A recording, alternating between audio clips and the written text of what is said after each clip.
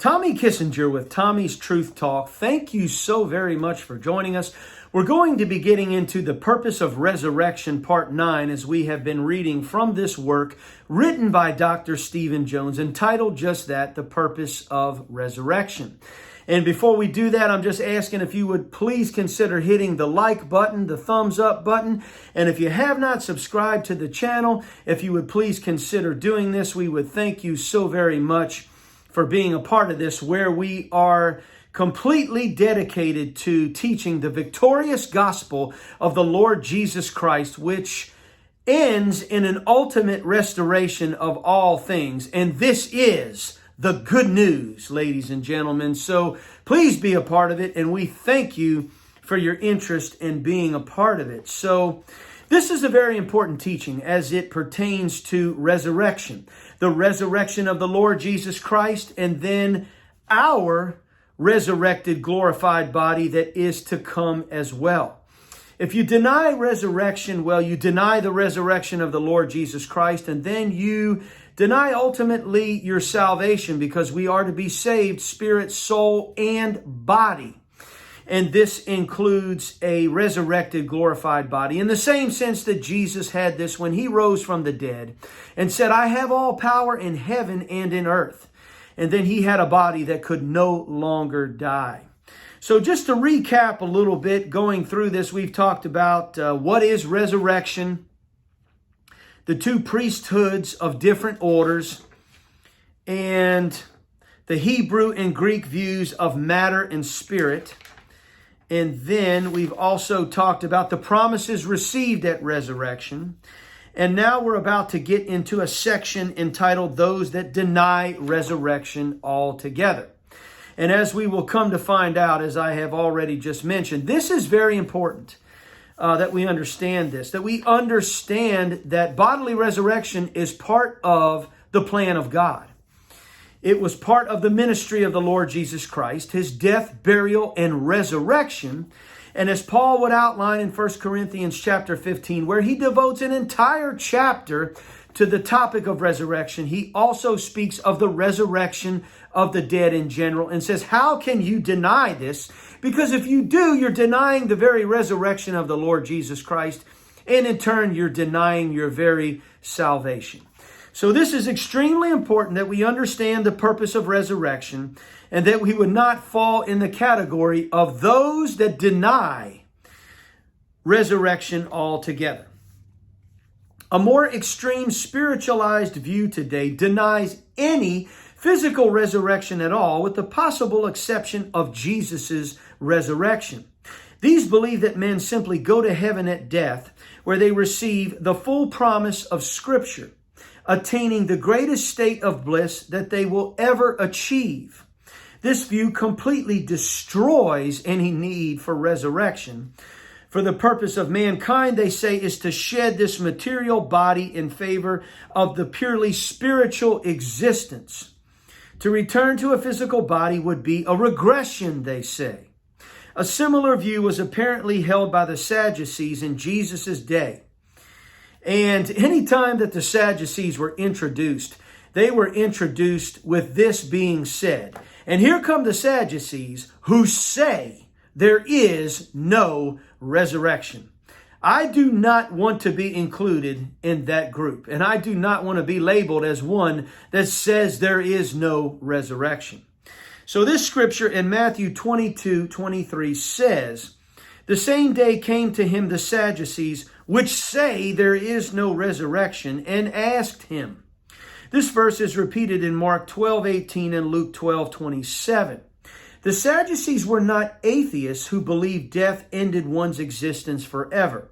They were a religious party that taught the Greek view of the immortality of the soul and believed that the dead went immediately to heaven. This eliminated any need for resurrection. In modern day Christianity, well, most of them do also teach the immortality of the soul, which is incorrect. You see, we have to understand what physical death is. It is a return, okay?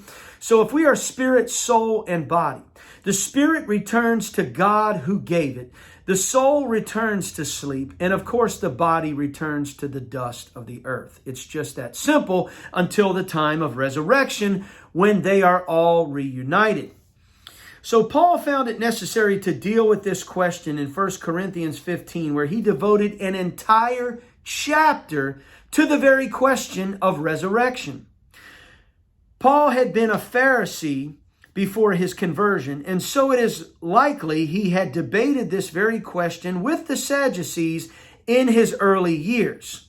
Somehow this Sadducee doctrine had been introduced to the Corinthian church, and Paul felt that this teaching threatened the very foundations of Christianity, which it does, okay?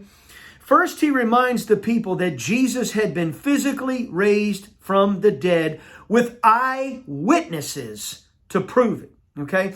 If you've never taken the time to study the historicity of the resurrection of the Lord Jesus Christ, the actual event of his resurrection, I just encourage you to do so. You will be blessed and encouraged to find out there is a tremendous amount of information that backs up the historical event of the resurrection of the Lord Jesus Christ. First, Paul reminds the people that Jesus had been physically raised from the dead with eyewitnesses to prove it. Then he says in verse 12, "Now if Christ be preached that he rose from the dead, how say some among you that there is no resurrection of the dead?" Because I've heard people, of course, agree with the resurrection of the Lord Jesus Christ. But then when you talk to them about the resurrection of the dead in general, they kind of back up from it or make fun of it or scoff it or, they say, I don't know about all that. Well, if you deny the resurrection of the dead in general, you're denying the resurrection of the Lord Jesus Christ. You have to understand they're one and the same. If there be no resurrection of the dead, then is Christ not risen? And if Christ be not risen, then is our preaching vain, and your faith is also vain. And if Christ be not raised, your faith is vain. You are yet in your sins. Then they also which are fallen asleep in Christ are perished. If in this life only we have hope in Christ, we are of all men most miserable. Paul is saying if all there is to this thing is this life, and then you die, and that's it. The living is in vain. The faith is in vain. We are most miserable if there is no bodily resurrection to come. But you see, Jesus, the pattern Son of God, is already taking care of this for us. That's why he died, he was buried, and he rose from the dead, and then stood and said, I have all power in heaven and in earth, because he qualified to come forth with a resurrected body, and he is the first fruits from the dead. And that means that the rest of the harvest is going to come in, okay? Paul makes it clear that the resurrection of Jesus Christ is the pattern for our own resurrection as well. The only reason we shall be raised from the dead is because Christ was raised as the pattern son. I've said this many times. There's no wasted activity with the Lord Jesus Christ, okay? If the pattern for the plan of God was for us to just die and go to heaven, and that's it. Well, Jesus would have just died and stayed in the heavenly realm and maybe come back as a vision or just a ghost or a spirit and convinced his believers, hey, he was alive in the spirit. But no, what did he do? He rose from the dead with a body. He did that for us and as us, because for us to be fully saved, we must be saved spirit, soul, and body. And now we can be, because the Lord Jesus Christ has done this first as the pattern Son of God.